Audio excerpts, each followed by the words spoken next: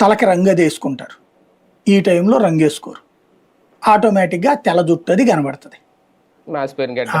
దాన్ని చూపెట్టేసి అయిపో చూసేసారా అయిపోయిందంటే జైల్లో ఏమైనా కొడతారా ఏంది?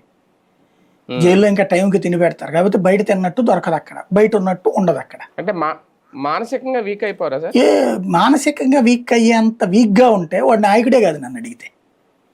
ఇదేముందని ఆఫ్టర్ ఆల్ రోజు బయట ఫేస్ చేసే స్ట్రగుల్స్తో పోల్చుకుంటే వాళ్ళకి ఇది పెద్ద ఇష్యూ కాదు. ఇకపోతే జైలుకు వెళ్ళటం అనేటటువంటిది తప్పు అనే ఫీలింగ్ ఇది జనంలో ఉంది. అసలు ఉంటే జగన్మోహన్ రెడ్డి చంద్రబాబు నాయుడు కూడా నేరం చేసినట్టేగా ఆ లెక్క అయితే. ఇద్దరు కూడా జైలుకి వెళ్ళి వచ్చిన వాళ్ళే కదా. మరి అప్పుడు దాన్ని వాళ్ళని ఎన్నుకోలేదు జనం. ఇంతకుముందు జైలుకి వెళ్ళి వచ్చిన వాళ్ళందరినీ ఎన్నుకోలేదా జనం? ఆ 4 రోజులు స్వేచ్ఛ ఉండదు. కానీ ఓ రకంగా చెప్పాలంటే వీళ్ళకి ఇది రిలాక్స్డ్ టైం. ఎందుకంటే బయట కూర్చున్న దగ్గర నుంచి రోజు డబ్బులు తగలేస్తూనే ఉండాలి చుట్టూ తిరిగే కార్యకర్తలకి వాళ్ళకి. ఇప్పుడు ఆ జైల్లో ఇంకోటి 24 గంటలు మాట్లాడుతూనే ఉండాలి.